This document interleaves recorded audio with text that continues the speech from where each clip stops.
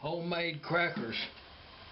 We're going to make some homemade crackers is the recipe. No need to wash that. Just about 2 cups of flour. You know, about, say, that's about a cup, and that's about a cup. Okay.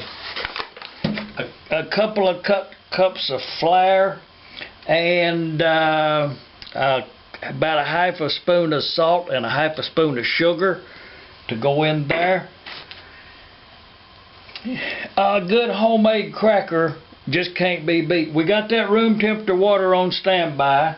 We need about three spoonfuls of oil. 1, 2. Okay, that's about right. It don't have to be precise. It don't have to be exact, but it has to be delicious when you get it cooked. And some water, just enough. And the reason you don't just dump a bunch of water off over in there is the consistency. You want this to be really a very flat dough. I mean, you would think it would be good for nothing. And that's about what it is, about what a cracker is. You know, it's just bread that's harder than a rock. You know, how could it be good for anything? Don't add too much water, because well, on the last part up here, it goes thin real quick. You know, if you can get it, if you're lucky, if you make this right here enough. Now see, I've already had to add water once right there, and that's pretty close, but you know, I kind of, you see, did you see how much water I put in there? It wasn't very much, but I think that's very good. That's very good. I'm gonna, you know what, I'm gonna pencil in 1/4 of a cup down there in the sidebar. Okay, let's put us some. We might as well just get this done. You know, no reason to leave that cheese ball in there too long, and get this right here out on that that's parchment paper down there. You know, just to make it really easy to clean up. And we're gonna roll this right out here so thin that. Oh, it's gonna be good. The beauty of this is the very crispy rustic. You know a rustic recipe, let's say, but you want these to be really thin.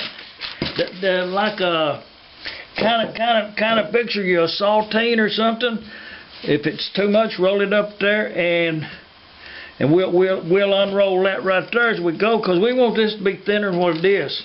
Up down there, you know, like a 1/8 of an inch. And don't be trying to measure this. Just roll it out there thin. Okay, that's pretty good right there. You know what? I'm gonna put some more. Let's just put some. You know, some flour. We didn't have enough flour, and then use your pizza cutter right here, or if you don't have one, just run the knife across through there, and make you some crackers. The oven over yonder is preheated to 450 degrees, and I'm gonna put the pan in there and get it warm. I'm gonna put a little bit of flour on here too. I'll show you something. See on this pan right here? Put you some flour on there and dust it around. Okay, now we're gonna set this pan in there and get it warm. Okay, I think that's warm enough. You know, no reason to wait any longer than you have to. You got to put each one of these on this pan over here. Okay, see them didn't hardly come apart, so you can use that to your advantage and get up more than one. But anyways, you see what I'm doing is you line it up on that pan over there, kind of neat like. And okay, here that's what it looks like. I'm gonna shove that in that oven at 450 degrees, and what I'm gonna do is keep an eye on them. And as soon as I see them to get to the brownness that I want, then I'll snatch this out of the oven. And if it's not right, I'll shove it back in there a little bit more. But I'll bake these right here, and then I'll tell you how long they were in there. And I took those I took that pan out of the oven just now and turned the crackers over because I didn't want it to look like there was a top and a bottom. So I turned them upside down. And actually, now if you want to, you can put you can put sea salt on here. You can put seeds on here. You can brush it with olive oil.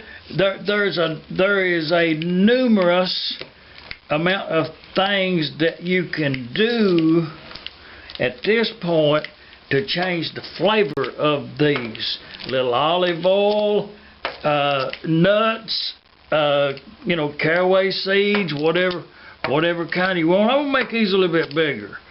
Not too much, but these are pretty good with some peanut butter on them. These are good with some soup too. And you know what?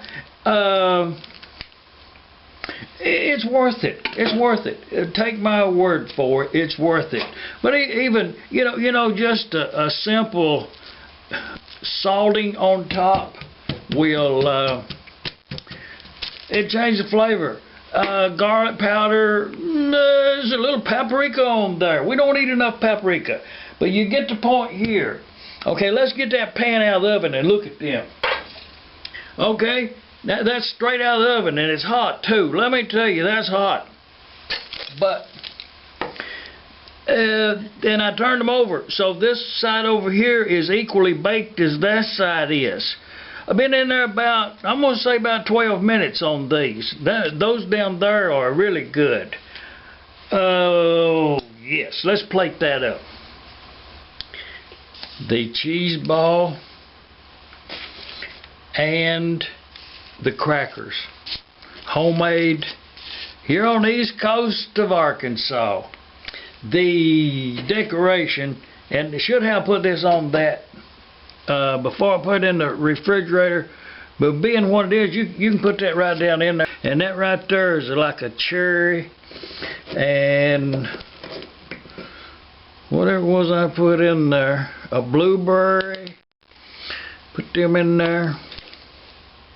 That gives the guest, when you see something like that, you usually kind of think, just poke it in there. Okay. Dried sweetened cherries and blueberries and cranberries and the homemade crackers. This is the ristis or whatever that word is, whatever. But you see that? Oh, that's perfect. That's perfect. They, we'll have to sample that. So let's just open it up and look at it. Those blueberries, oh yeah. Yes. Just come up and scoop you off a homemade artisan type style rustic cracker with that cheese ball right there. Let's just see.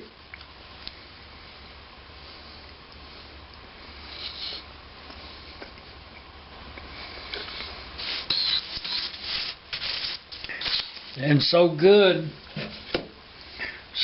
that when you're panning up, you would take the time to move them around in order to get every piece on the pan. And I'm going to shove this back up in that oven there at about 425 for, about 8 minutes or something like that. I don't go by time. Just look up in there, and when they get to the brownness you want is when they're good to go. I present these homemade crackers. I present them for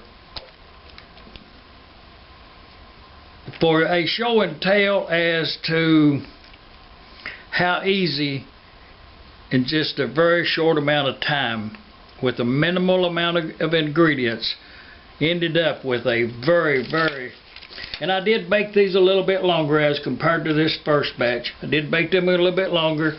to get that brownness, that nuttiness to them. And it does affect the flavor, and I prefer these, but for the reward is well worth the effort. Homemade crackers. Plain in this case. And as Julia Jaw would say, bon appetit.